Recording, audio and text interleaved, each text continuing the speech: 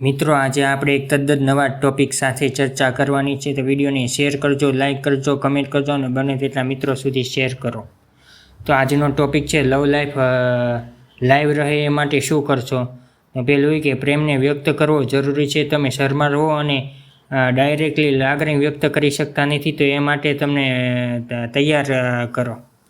તો આજનો આ ટોપિક શરૂ કરી. પ્રેમ એ જીવનનું એક રસાયણ છે જે તન અને મનને ઉર્જાથી ભરી દે છે. પહેલીવારના પ્રેમમાં પડતા લોકો આસમાનમાં ઉડવા માંડે છે.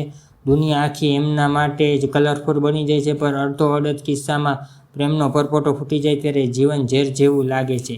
બીજું કે વાસ્તવમાં તેઓ પ્રેમ અને આકર્ષણ વચ્ચેનો તફાવત સમજતા નથી અથવા પ્રેમમાં બધું સારું અને મજાનું જ હોય એવા ભ્રમમાં જીવે છે. પ્રેમમાં પડતા પહેલાં ખુદને એક વખત ચકાસી લેવું. હવે ત્રીજું કે કોઈને પ્રેમ કરવાનો મતલબ ખુદને બદલવાનો કે પોતાની સ્વતંત્રતાને ગુમાવવાની એવો નથી હોતો.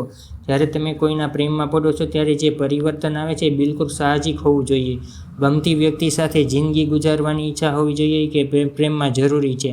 આ ઈચ્છા જીવનમાં મીઠાશ ભરે છે. અગર તમે પ્રેમમાં પડ્યા છો કે મેન્ટલી પ્રિપેર છો તે ખુદને બદલવાની કોશિશ ન કરો. તમે જેવા છો તેવા રહેશો તો બંને એકબીજાને ઝડપથી સમજી શકશો. અગર તમારો બદલાવ શારીરિક રહ્યો તો સામી વ્યક્તિ જે છેતરાયાની લાગણી ફીલ કરશે. બદલાવું એ લાંબી સાહજિક પ્રક્રિયા છે જે પ્રેમમાં લાંબો સમય સાથે રહ્યા પછી આવે છે. એ કે જે સંબંધોમાં આગળ વધવા ઈચ્છો છો એ સંબંધથી તમે ખરેખર ખુશ છો એ પ્રશ્ન સ્વને પૂછો. તમને અંદરથી ખુશી મળે છે? તમે જે દિશામાં આગળ વધી રહ્યા છો તેમાં પાર્ટનરને દુઃખી છે તો એ દુઃખી થવાને બદલે તેના ચહેરા પર સ્મિત લાવવાનો પ્રયાસ કરો. પ્રેમ માત્ર ફૂલો નથી હોતા, કંટકો પણ હોય છે. મનને શાંત કરવા મેડિટેશન કરો અથવા યોગા કરો અને ખુદ તમે હકારાત્મક રહી શકશો. પ્રેમને વ્યક્ત કરવો એ જરૂરી છે. ડાયરેક્ટલી લાગણી વ્યક્ત નથી કરી શકતા તો તમે મનને એ માટે તૈયાર કરો. પ્રેમમાં પડતા પહેલાં ખુદને લાગણી વ્યક્ત કરવા માટે બોલ્ડ બનાવો. બીજું કે સોશિયલ મીડિયાથી દૂર રહેવું જોઈએ ને ઇમોશનલી અટેચ કરવો. વધારે સમય પ્રિયજન માટે અકબંધ રાખો. પાર્ટનર સાથે ટીમવર્ક પસાર કરો કે ટીમવર્કથી કામ આસાન બને અને સાથે સમય પસાર કરવાના ચાન્સ મળે.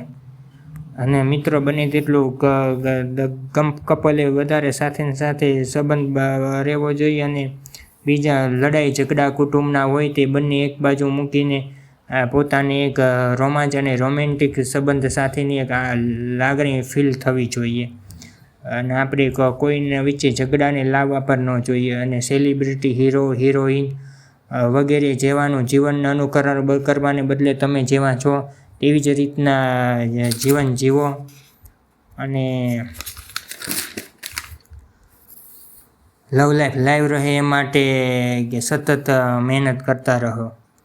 તો મિત્રો આ જ હતી આજની વાત. શું વિડીયો કેવો લાગ્યો શેર કરજો, લાઈક કરજો, કમેન્ટ કરજો અને બીજા મિત્રો સુધી પહોંચાડજો.